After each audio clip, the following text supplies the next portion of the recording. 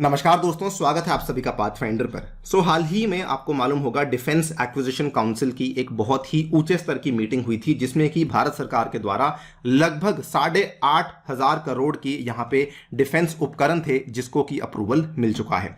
ना इन 8,500 करोड़ के डिफेंस उपकरणों में जो सबसे ज्यादा डिफाइनिंग चीज हमें देखने को मिली वो थी द GSAT-7B सैटेलाइट, जिसका अप्रूवल फाइनली DAC के द्वारा यहां पर दे दिया गया है।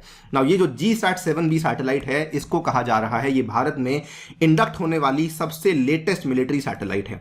नाउ ये क्या काम करेगी, क्या इसकी विशेषताएं हैं, इसके पहले हमारी कौन सी मिलिट्री सैटेलाइट्स थी, एंड किस तरीके से ये भारत के UAVs यानी कि किस तरीके से ये हमारे ड्रोन्स के प्रोग्राम को हेल्प करेगी, इन सभी सवालों के जवाब मैं आपके साथ इस वीडियो में शेयर करने वाला हूं। जुड़े रहिएगा अंत तक। चलिए शुरू करते हैं दोस्तों मेरे साथ। मेरा नाम है अनिरुद्ध। यदि आप लोग इस लेक्चर की PDF को डाउनलोड करना चाहते हैं तो यहां पर दिए गए टेलीग्राम चैनल के माध्यम से कर सकते हैं। इसके अलावा आप लोग जुड़ सकते हैं using this particular handle on the Unacademy app as well.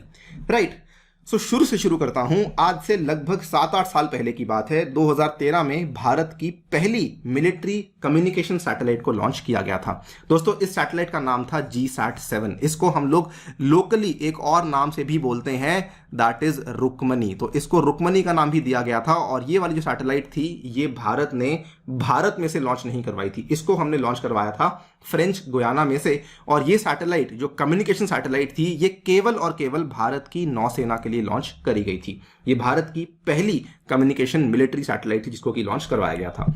इसके बाद क्या हुआ, लगभग 5 साल के गैप के बाद 2018 में हमारी इंडियन एयरफोर्स के लिए एक दूसरी सैटेलाइट को लॉन्च किया गया था डेडिकेटेड रूप से, जिसका नाम रखा गया GSAT-7A। तो उसी सीरीज में पहले 7 थी, फिर 7A को लाया गया था। आप यहां पे देख सकते हैं GSAT-7A is an advance military communication satellite which is meant primarily for the Indian air force. लेकिन क्योंकि 5 साल तक भी हमने इंडियन आर्मी के लिए कोई सैटेलाइट नहीं बनाई थी, तो इसका कुछ हिस्सा इंडियन आर्मी भी इस्तेमाल किया करती थी। यानी कि अगर GSAT-7A में 100% कैपेसिटी थी तो उसकी शेयरिंग हो रही थी between the air force and the Indian army. 70% capacity use कर रही थी हमारी वायुसेना, और हमारी जो थल सेना है वो यहां पे 30% की कैपेसिटी को इस्तेमाल कर रही थी। इंटरेस्टिंगली GSAT-7A का लॉन्च हमारे श्रीहरिकोटा का जो स्पेसपोर्ट है, सतीश धवन स्पेस सेंटर, वहीं से इसको लॉन्च करवाया गया था। और अब सामने आई है GSAT-7B। ये हमारी लेटेस्ट सैटेलाइट है जो कि हम लोग यहां पे लॉन्च करने वाले हैं। As per the army this will be a state of the art multi band military grade satellite which will be a force multiplier in providing fail safe communication support. So सबसे पहली बात तो ये एक dedicated satellite होने वाली है। किसके लिए? हमारी आर्मी के लिए। यानी कि अब हमारी आर्मी को हमारी एयरफोर्स के साथ सैटेलाइट की कैपेसिटी को शेयर नहीं करना पड़ेगा। We will be having a dedicated satellite for the army. और ये कहा जा रहा है कि इस सैटेलाइट को लॉन्च करवा के आर्मी को फायदा क्यों होगा? बिकॉज हमारा जो UAVs का प्रोग्राम है, जो ड्रोन्स का प्रोग्राम है, हम लोग उसको बूस्ट देना चाहते हैं। यहां पे आप देखेंगे the indigenous communication satellite for the army GSAT-7B when launched will majorly benefit the unmanned aerial vehicles in the forces inventory by ensuring they have an enhanced flying range in line with the original specifications. दोस्तों होता क्या है, UAVs के concept को ध्यान से समझिएगा।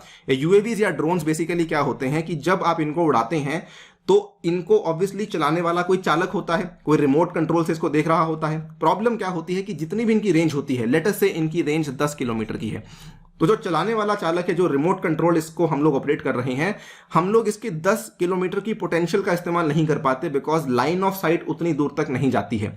और इसीलिए प्रॉब्लम आती है कि हम लोग उसका जो बेस्ट पोटेंशियल है उसको इस्तेमाल नहीं कर पाते। इसके लिए हमारी आर्मी को क्या करना पड़ता है, हम लोग पहले एक UAV को उड़ाते हैं, उसके बाद दूसरे UAV को उड़ाते हैं, और हम लोग क्या करते हैं कि इस UAV के माध्यम से इस UAV को कंट्रोल करने की कोशिश करते हैं। यानी कि हमने इसको सिग्नल दिया जो कि इन टर्न इसको सिग्नल देती है, सो दैट हम लोग इसकी जो मैक्सिमम रेंज है उसका इस्तेमाल कर सकें। लेकिन अब जब हमारे पास ये वाली कम्युनिकेशन सैटेलाइट होगी जो कि सिग्नल्स दे पाएगी सीधे सीधे रूप से इन पर्टिकुलर UAVs को, तो इनकी जो मैक्सिमम रेंज है हम लोग उसका इस्तेमाल यहां पे करवा पाएंगे। और इसीलिए कहा जा रहा है कि क्योंकि अब आने वाला जो हमारा वॉरफेयर है वो काफी हद तक ड्रोन्स और UAVs के ऊपर डिपेंडेंट है, सो उनको ये एक बड़ा बूस्ट यहां पे दे सकती है। यहां पे आप देखिए, ये देख सकते हैं, when the army gets its own communication satellite the UAVs will be able to fly as per their original specification since this satellite can provide secure encrypted communication to them.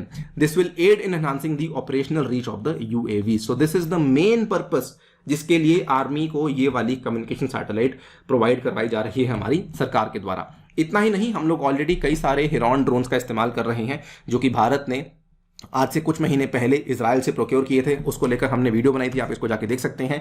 September last year की बात है, India has brought 4 new Israeli heron TP drones. और ये आपको याद करवा दूं कि प्रोजेक्ट चीता के नाम से हमारा एक बेसिकली समझौता हुआ था इजराइल के साथ, जिसके तहत हम इन ड्रोन्स को एक्वायर कर रहे हैं। सो उनकी भी जो यहाँ पर पावर है उसको भी काफी अच्छे तरीके से ये मल्टीप्लाई करवा देगी ये वाली satellite. So they and other heron TP drones in the armed force inventory will be upgraded with the advanced satellite communication and sensors for longer surveillance and reconnaissance mission. यानी कि हम लोग ज्यादा दूर तक निगरानी रख पाएंगे, ज्यादा दूर तक हम लोग टोही कर पाएंगे, हमारे जो मिशन होंगे वो ज्यादा सक्सेसफुल होने के यहाँ पे चांसेस बन जाते हैं। सो ये फायदा है जो कि हमें GSAT-7B से मिलने वाला है। सो GSAT-7B को लेकर अभी क्या क्या प्रोग्रेस हुआ है, जो रिसेंटली DAC हुई थी उसके अंदर भारत सरकार के द्वारा एक्सेप्टेंस ऑफ नेसेसिटी को यहाँ पे अकॉर्ड कर दिया गया है। AON क्या होता है, ये पहला कदम है of the long drawn defence procurement process. तो अभी हमने बोल दिया कि जी हाँ, हमें इसकी जरूरत है, तो इसके बाद इसके ऊपर काम होना शुरू होगा, फिर वो बननी शुरू होगी और उसके बाद जाकर के उसकी ट्रायल्स होंगी और उसके बाद जाकर के वो आर्मी को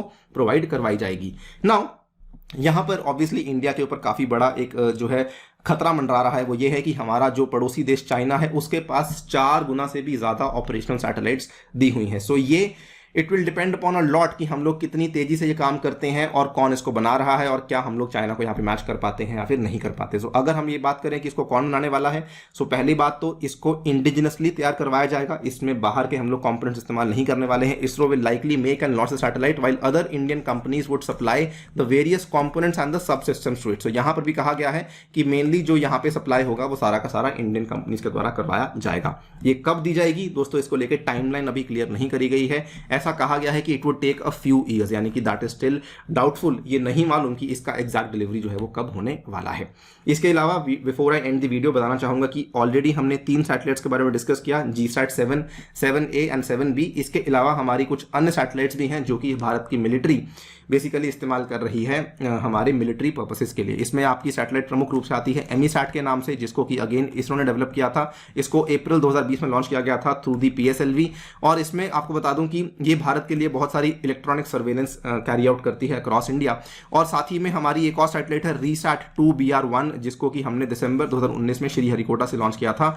इन दोनों को ही हम लोग already eyes in the sky मानते हैं। और ये वाली जो सैटेलाइट है GSAT-7, 7A, 7B, it would be wrong to call them eyes in the sky. ये बेसिकली आपकी कम्युनिकेशन सैटेलाइट है जो कि हम लोग लॉन्च करने वाले हैं। So yes, this is the latest development जो कि हमारी मिलिट्री की तरफ से आ रही है। And I think I am very very excited to see कि किस तरीके से हमारी आर्मी और इसरो जो है वो आगे जाकर के अपनी एनर्जीज को कंबाइन करते हुए हमें और सुरक्षित बनाने वाले हैं। आप क्या सोचते हैं डेवलपमेंट के बारे में, डेफिनेटली बताइए कमेंट सेक्शन में। फिलहाल के लिए वीडियो में इतना ही। जाने से पहले बताना चाहूंगा, अनअकैडमी आपके लिए बहुत ही शानदार ऑफर लेकर आया है, जिसमें कि आप लोग अन्य UPSC कोड इस्तेमाल करते हुए डायरेक्ट 20% का डिस्काउंट ले सकते हैं और 3 महीने का आपको यहाँ पे एक्सटेंशन भी दिया जाएगा। साथ ही में अगर आप लोग ये कोड यूज करते हैं तो मेरी पर्सनल गाइडेंस और व्हाट्सएप ग्रुप में भी आपको ऐड किया जाएगा और आपको ये वाले बैचेस अवेलेबल करवाए जाएंगे जो कि ऑलरेडी शुरू हो चुके हैं। इसके साथ ही में आपको मेरे द्वारा भी ये वाले बैचेस अवेलेबल करवाए जाएंगे।